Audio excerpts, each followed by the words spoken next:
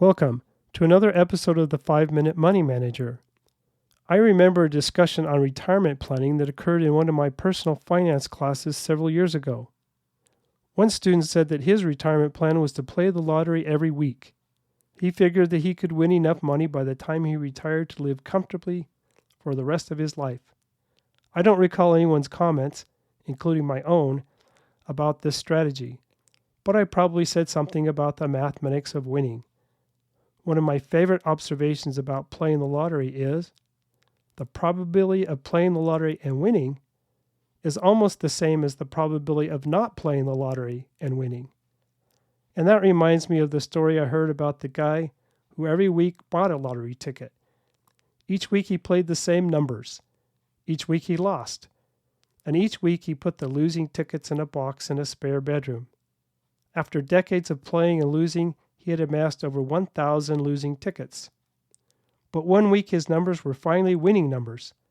He was ecstatic at his good fortune, until he realized that he had been so busy that he had forgotten to purchase a ticket that week.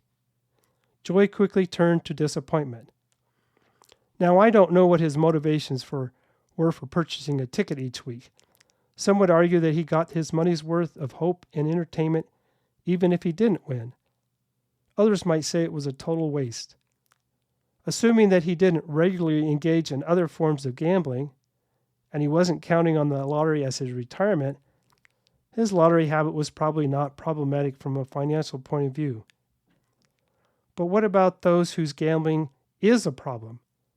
The National Council on Problem Gambling estimates that up to 11.5 million American adults have significant gambling issues and/or severe gambling problems.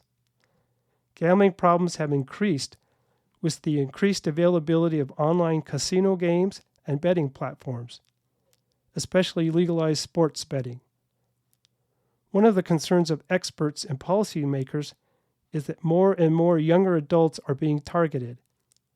Victor Ortiz, director of the Massachusetts Office of Problem Gambling Services, stated, quote, "Online gambling is a public health issue and requires a public health strategy," end quote.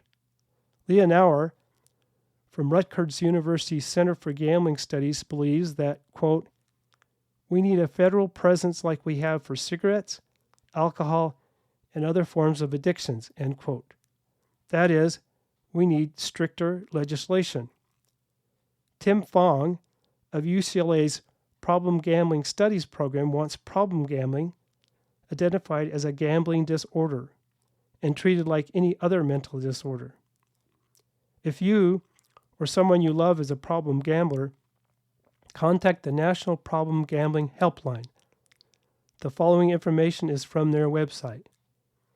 National Problem Gambling Helpline, 1-800-GAMBLER, is operated by the National Council on Problem Gambling.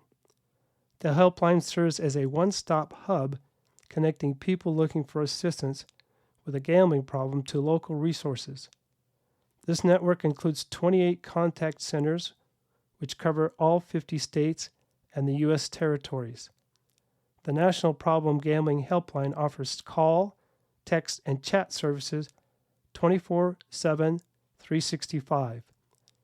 It serves as a resource for individuals who may be struggling with problem gambling or gambling addiction, or their loved ones.